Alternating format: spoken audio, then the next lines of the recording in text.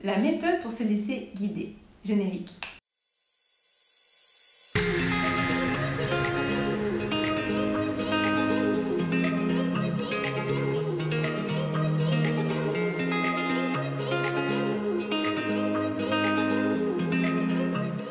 Salut les stars de la danse, je suis Maï Nali, professeure de danse en couple et compétitrice de salsa et bachata. J'ai la chance de pouvoir danser partout dans le monde et surtout d'enseigner partout à travers la planète. Donc aujourd'hui, nous allons remédier à un petit souci que je vois très souvent dans les vidéos de danse, qui est souvent que mes mariés, bien que la chorégraphie soit très bien exécutée, que les portées soient réussies, le choix de chansons est souvent très ingénieux et bien fait, ça se voit que ce sont mes mariés qui dirigent. Et c'est un peu à l'encontre de l'esprit de danse en couple. Dans la danse en couple, chacun a son rôle. On est leader ou on est leadé, c'est-à-dire que soit on guide, soit on est guidé.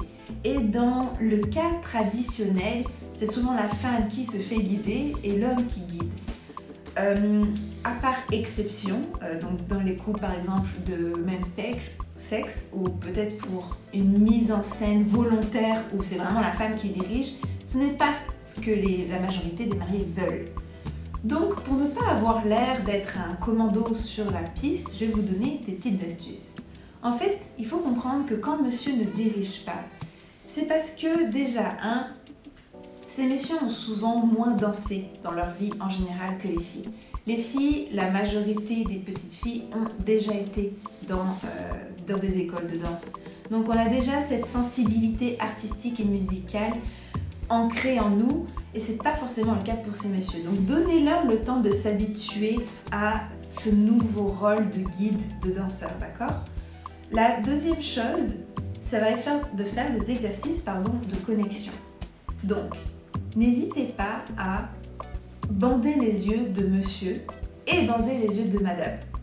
Donc chacun à votre tour, vous vous bandez les yeux parce que cela va vous permettre de connaître vous-même votre chorégraphie.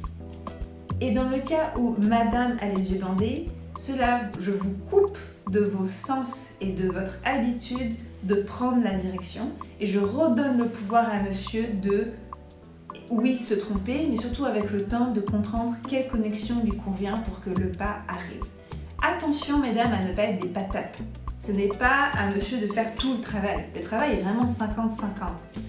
Mais là, j'essaie de remédier au cas où les femmes font 90% du travail et monsieur suit avec plus ou moins de peine. 50-50, c'est monsieur qui donne la bonne connexion et madame qui suit, d'accord? Donc vous ne laissez pas totalement aller, ceci n'est pas le but du tout. Donc, on se bande les yeux, on lui laisse le temps de se tromper et de faire des erreurs. Chacun doit connaître sa chorégraphie, dans le sens où, si je vous sépare, vous êtes capable de faire votre chorégraphie de A à Z tout seul. C'est vraiment le but. Évidemment, sans les porter, parce que là, on a vraiment besoin d'un partenaire, d'accord?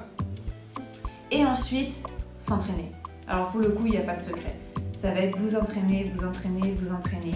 Ne pas avoir peur de vous tromper. N'hésitez pas à m'envoyer vos vidéos dans le groupe gratuit et totalement public de Danse et Mariée, c'est fait pour ça.